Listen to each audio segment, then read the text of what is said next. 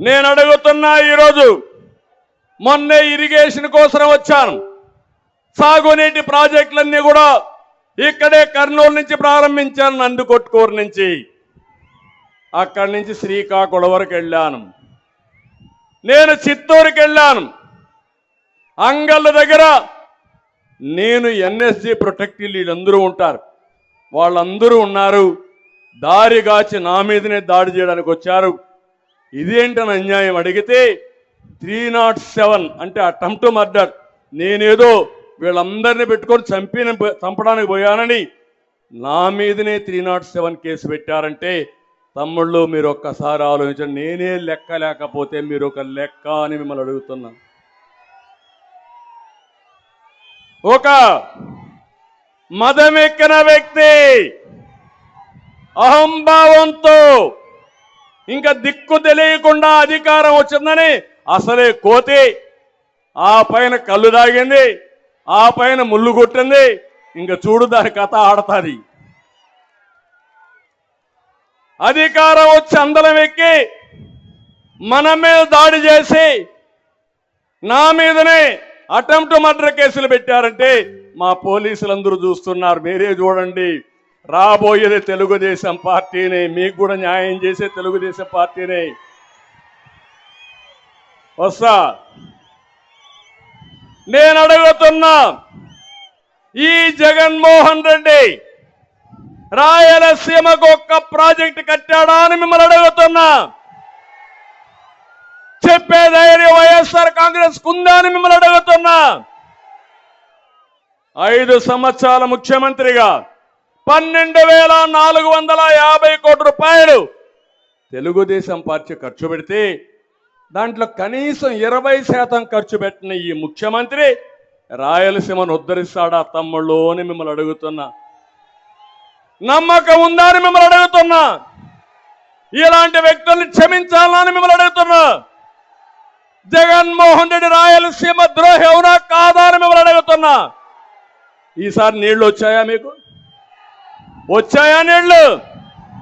నేనుంటే నీళ్లు రాకుండా ఉండే పరిస్థితి ఉందా అని మిమ్మల్ని అడుగుతున్నా. అదే మన దూరదృష్టి. నేనేం ఆలోచించాను, ఇమ్మీడియట్ గా ముఖ్యమంత్రి అయిన రోజునే రాయలసీమకు నీళ్లు తేవాలని ముచ్చుమర్రి లిఫ్ట్ ఇరిగేషన్లు ఫైనలైజ్ చేశాను. దానివల్ల నీళ్లు కిందికి పోయినా ఆ నీళ్లని లిఫ్ట్ చేసే అవకాశాన్ని కల్పించిన పార్టీ తెలుగుదేశం పార్టీ. ఇంతేకాదు, శ్రీశైలంలో నీళ్లు పొదుపు చేయాలని కృష్ణా డెల్టాకి పట్టసీమ ద్వారా గోదావరి నీళ్లు 120 టీఎంసీ నీళ్లు తీసుకొచ్చాం. ఆ 120 టీఎంసీ నీళ్లు ఎక్కడ పెట్టామంటే శ్రీశైలంలో పెట్టాం. ఆ నీళ్లు ఎవరికి ఇచ్చామంటే రాయలసీమకి ఇచ్చాం. అదే నేను ముఖ్యమంత్రిగా ఉండుంటే అప్పటికే టెండర్లు పిలిచాను. గోదావరి నీళ్లు నాగార్ సాగర్ రైట్ మెయిన్ కెనాల్కి తీసుకురావాలని 250 టీఎంసీ నీళ్లు అక్కడ తెచ్చేవాళ్ళం, అక్కడ నీళ్లు ఇచ్చేవాళ్ళం. ఆ నీళ్లు కూడా శ్రీశైలం ఉండేటివి. అంటే దగ్గర దగ్గర 350 టీఎంసీ నీళ్లు రాయలసీమకి ఇవ్వాలని నా కళ, నా ఆలోచన. అది వచ్చుంటే కరువు అనే మాట ఉండేది కాదు. ఆ తర్వాత ఆలోచించాను, గోదావరి నీళ్లు నేరుగా నాగార్ సాగర్ దగ్గర తీసుకొచ్చి అక్కడి నుంచి నల్లమలై అడవుల్లో ఒక టన్నల్ కొట్టి నేరుగా బనకచెర్లకు తీసుకురావాలనేది నా ఆలోచన. అది నా దూరదృష్టి. గోదావరి నీళ్లు బనకచెర్ల గేట్వే ఆఫ్ రాయలసీమ. అక్కడి నుంచి అంద్రినీవాకు పోతాయి, తెలుగు గంగ పోతుంది, ఎస్ఆర్బిసికి పోతుంది, కేసీ కెనాల్కు పోతుంది, రాయలసీమ సస్యశ్యామలం అవుతుంది. అది నా కళని మీ అందరికీ తెలియజేస్తున్నా. ఈ ఆలోచన ఈ ముఖ్యమంత్రికి ఉందా అని మిమ్మల్ని అడుగుతున్నా. నీళ్ళు వస్తే బంగారు పండిస్తారా లేదా అని మిమ్మల్ని అడుగుతున్నా. అక్కడి నుంచి మొత్తం నాశనం చేసే పరిస్థితి వచ్చాడు. ఆ రోజు నేను ఒకే మాట చెప్పాను రాయలసీమ రైతాంగానికి, మీ అందరిని నేను కోరింది మామూలు పంటలు వేయద్దండి, పళ్ళ తోటలకు వెళ్ళండి, కూరగాయలకు వెళ్ళండి. ఎకరాకు 2 లక్షలు 3 లక్షలు సంపాదించే శక్తి మా రాయలసీమ రైతాంగానికి ఉందని నేను చెప్పా. మీరు వేశారు, రకరకాల పంటలు వేశారు. నేను దానికి తోడుగా డ్రిప్ ఇరిగేషన్ ఇచ్చా. జ్ఞాపకం తెచ్చుకోండి, రాయలసీమకి 90% సబ్సిడీతో డ్రిప్ ఇరిగేషన్ ఇచ్చిన పార్టీ తెలుగుదేశం పార్టీ. ఇచ్చాడా? ఇప్పుడు వచ్చిందా? ఈరోజు 1 ఎకరాకి ఇచ్చాడా అని అడుగుతున్నా. 10 లక్షల ఎకరాలకు ఇచ్చా నేను, అవునా కాదా? ఈరోజు 4 లక్షల ఎకరాలు తగ్గిపోయింది హార్టికల్చరు. తమ్ముళ్ళు, నేను ఒకటే మిమ్మల్ని అందరినీ కోరుతున్నా. ఈరోజు ముఖ్యమంత్రిని చూస్తే ఎట్లుందంటే, మీ పొలం మీదే కదా, ఆ పొలం ఇచ్చింది మీ తాత ముత్తాతలు, అవునా కాదా? దానిపైన బొమ్మ ఎవడిది బొమ్మ? ఏమైనా మీ తాత తరపున బంధువా? మీ అమ్మమ్మ తరపున బంధువా? ఆయన బొమ్మ ఏంటి? మీకు రోషం లేదా అని మిమ్మల్ని అడుగుతున్నా. భూమి నీది, బొమ్మ అయింది. బొమ్మల పిచ్చోడు. కడాన ఇంకోటి చూడండి, మీ భూమి నెమ్మల రాళ్ళు వేసాడ, రాళ్ళు అవి కూడా కొన్ని మార్చేశాడు. భూమి మొత్తం మారిపోతా ఉంది, ఆ రికార్డ్స్ అన్ని మారిపోతున్నాయి. దానిపైన బొమ్మ ఎవరిది తమ్ముళ్ళు? ఎవరిది బొమ్మ? ఇది న్యాయమా అని మిమ్మల్ని అడుగుతున్నా. నాకైతే ఆశ్చర్యం వేస్తుంది. ఇది ఎక్కడ రంగుల పిచ్చోడో నాకైతే అర్థం కాల. ఏంటి రంగుల ఆటలు? ఇంకో పక్క అన్నిటికంటే ప్రమాదం, కొత్త చట్టాన్ని ఒకదాన్ని తీసుకొచ్చాడు. ఆ చట్ట ప్రకారం ఎంఆర్ఓకి అధికారాలు లేవు, ఆర్డీఓకి అధికారం లేదు. ఆయన ఎవరినో ఒకటి పంపిస్తాడంట, వాడి దగ్గర మీ రికార్డు భూమి ఉంటుందంట. ఆయన మార్చేస్తే మీరు నేరుగా ఆయనకి సరెండర్ అయిపోవాలి, హైకోర్టు కన్నా పోవాలి.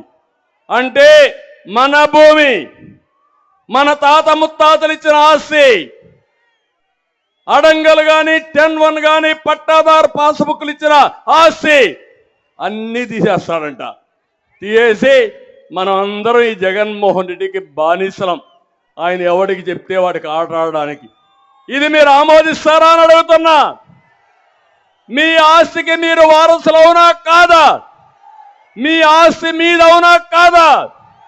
అలాంటిది ఈరోజు మీ ఆస్తి కూడా రికార్డులన్నీ తారుమారు చేసేసి వీళ్ళు అమ్ముకోవాలని ప్రయత్నం చేస్తున్నారంటే వీళ్ళని ఏమనాలి నాకైతే అర్థం కాలేదు.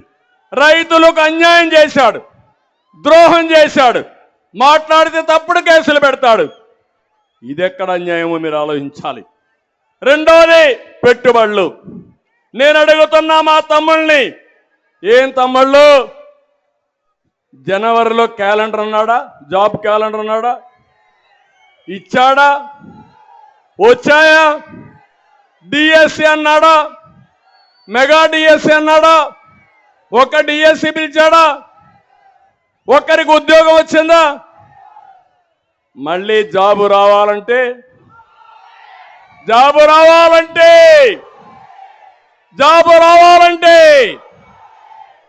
తమ్ముళ్ళు, నేను ఇండస్ట్రీ తీసుకొచ్చా.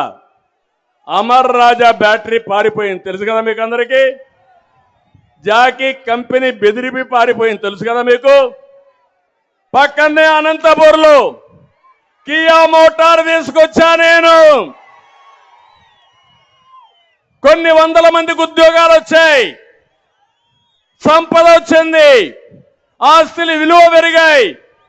దుర్మార్గుడు వచ్చాడు, అక్కడొచ్చే యాంక్చరీ ఇండస్ట్రీస్ అన్ని పారిపోయే పరిస్థితికి వచ్చింది. ఇవే కాదు, ఈరోజు మీరు చూస్తే నేను ఆ రోజు రాయలసీమలో ఎలక్ట్రానిక్ హబ్గా తయారు చేయాలని తిరుపతి కేంద్రంగా టీసీఎల్ కానీ, హీరో మోటార్స్ కానీ, జోహో కానీ, సెల్కాన్ కానీ కార్బన్ డిక్సన్ ఇలాంటి కంపెనీని తీసుకొచ్చాం. ఆటోమొబైల్ హబ్గా తయారు చేయాలని అపోలో టైర్స్ని, హీరో మోటార్స్ని, కియా మోటార్స్ని తీసుకొచ్చా. ఇప్పుడు ఏమన్నా ఒక్క ఇండస్ట్రీ వచ్చేట ఎక్కడన్నా పేపర్లో చదివారా మీరు? ఇక్కడే రాయలసీమ స్టీల్ ఫ్యాక్టరీ కూడా కడపలో రావాలని నేను ప్రారంభం చేశా. అదే నేను ఉంటే 5 ఏళ్ళలో రాయలసీమ స్టీల్ ఫ్యాక్టరీ కూడా వచ్చేసే. తమ్ముళ్ళు ఈయన వచ్చాడు, మళ్ళా దానికి రిబ్బన్ కట్ చేశాడు, మళ్ళా ఫౌండేషన్ వేశాడు, కానీ ఏమీ కాల. మళ్ళీ ఆ స్టీల్ ఫ్యాక్టరీ పూర్తి చేసే బాధ్యత తెలుగుదేశం పార్టీదేనని చెప్పి నేను మీకు తెలియజేస్తున్నా. కియా మోటార్లు అయితే 10 లక్షల కార్లు తిరుగుతున్నాయి రోడ్డు మీద. అది చూసినప్పుడు నేనే జ్ఞాపకం వస్తా. అది తెలుగుదేశం పార్టీ సత్తా. నేను ఇంకొక విషయం చెప్తున్నాను. ఉద్యోగాల్లో బాగా రాణించాలంటే మంచి చదువు రావాలి మీకు. తిరుపతిలో ఐఐటి తెచ్చాను, తిరుపతిలో ఐసీఆర్ తెచ్చాను రాయలసీమ కోసం. అనంతపూర్లో సెంట్రల్ యూనివర్సిటీ తీసుకొచ్చాం, కర్నూలులో ఉర్దూ యూనివర్సిటీ, త్రిబుల్ ఐటీ తీసుకొచ్చిన ఘనత తెలుగుదేశం పార్టీదని చెప్పి కూడా నేను మీకు తెలియజేస్తున్నా. నేను అడుగుతున్నా, ఒక్క ఫ్యాక్టరీ రాకుండా, ఒక్క తమ్ముడికి ఉద్యోగం ఇవ్వకుండా, ఇటీవల ఆల్ ఇండియా లెవెల్లో మనం చూస్తే నిరుద్యోగంలో 24% ఆంధ్ర వాళ్ళే ఉన్నారు, మన వాళ్ళ పిల్లలే ఉన్నారు. లాస్ట్లో మనం ఉన్నాం. నేను అడుగుతున్నా, మీకు రోషం లేదా? FDIలో ఎక్కడికో వెళ్ళిపోయాం. మళ్ళీ యువతకు పిలిపిస్తున్నా, తమిళ్ళు 90 రోజులు 3 నెలలు సైకిల్ ఎక్కండి, తెలుగుదేశం జనసేన జెండా పట్టుకోండి, ఊరూరు తిరగండి, ప్రజా చైతన్యం తండి, మీ భవిష్యత్తు నా గ్యారంటీ. సిద్ధమా మీరు? సిద్ధమైతే గట్టిగా చేపట్టు కూడా చెప్పండి.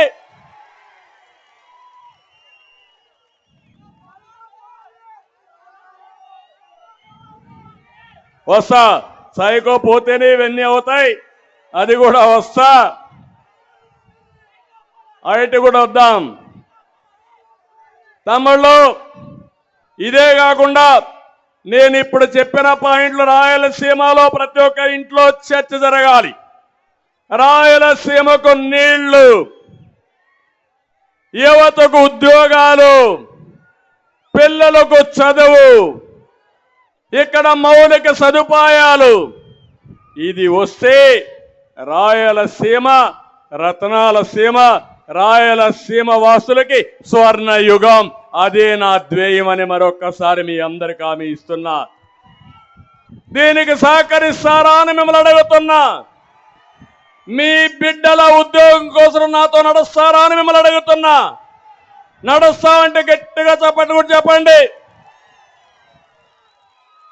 ఇదే కాకుండా నా ఆలోచన, అందరికీ న్యాయం చేయాలి.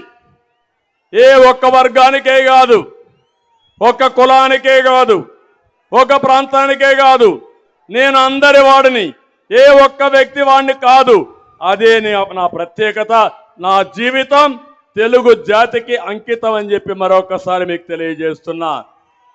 అందుకే ఈరోజు మీరు ఒకసారి చూడండి, ఇక్కడంతా కూడా నంద్యాల పార్లమెంటు రెడ్లు ఉన్నారు, వెనుకబడిన వర్గాలు ఉన్నారు, మైనారిటీ సోదరులు ఉన్నారు, ఇంకో పక్క ఎస్సీలు ఉన్నారు. నేను అడుగుతున్నా, మొట్టమొదటిసారిగా రెడ్లని, మీకు న్యాయం జరిగిందా ఈ ప్రభుత్వంలో? ఏమైనా వరగబెట్టారా? 7 మందికి 6 మంది ఎమ్మెల్యేలు ఉన్నారు. దోపిడీ దొంగల వీళ్ళు, అవునా కాదా అని మిమ్మల్ని అడుగుతున్నా. ఏ రైతైనా ఏ కులంలో పుట్టినా బాగుపడ్డాడా అని మిమ్మల్ని అడుగుతున్నా. నేనుంటే హార్టికల్చర్ వచ్చేది, నేనుంటే ఉద్యోగాలు వచ్చేటివి, నేనుంటే పరిశ్రమలు పెట్టేవాళ్ళు. అవి జరుగుంటే రెడ్లు బాగుపడేవాళ్ళు, బీసీలు బాగుపడేవాళ్ళు, అన్ని వర్గాలు బాగుపడేటివి. అన్ని వర్గాలు నాశనం అయిపోయినాయి, అవునా కాదా అని మిమ్మల్ని అడుగుతున్నా. వెనుకబడిన వర్గాల కోసం సంవత్సరానికి 15,000 కోట్లు, అంటే 5 సంవత్సరాల్లో 75,000 కోట్లు ఖర్చు పెడతా అన్నాడు. పెట్టాడా? ఒక్క రూపాయి ఎవరికైనా ఇచ్చాడా? సబ్ ప్లాన్ ఉందా? ఎక్కడైనా పనిముట్లు ఇచ్చాడా? మీకు రుణాలు ఇచ్చాడా? మీ జీవితాల్లో మార్పు తీసుకొచ్చాడా అని మిమ్మల్ని అడుగుతున్నా. మీ మీద దాడులు చేశాడు. కానీ ఈరోజు నిద్ర లేస్తే మాట్లాడుతున్న సామాజిక న్యాయం అంట, యాత్రలంట. నీ యాత్రలు వెలువెలబోయినాయి. నీది సామాజిక న్యాయం కాదు, మోసానికి యాత్ర. అలాంటి మోసపోయే వాళ్ళు ఎవరు లేరని మరొకసారి హెచ్చరిస్తున్నా. 17,000 మంది స్థానిక సంస్థల్లో వెనుకబడిన వర్గాల రిజర్వేషన్లు పోగొట్టిన వ్యక్తి ఇతనేనని చెప్పి కూడా నేను మీకు తెలియజేస్తున్నా.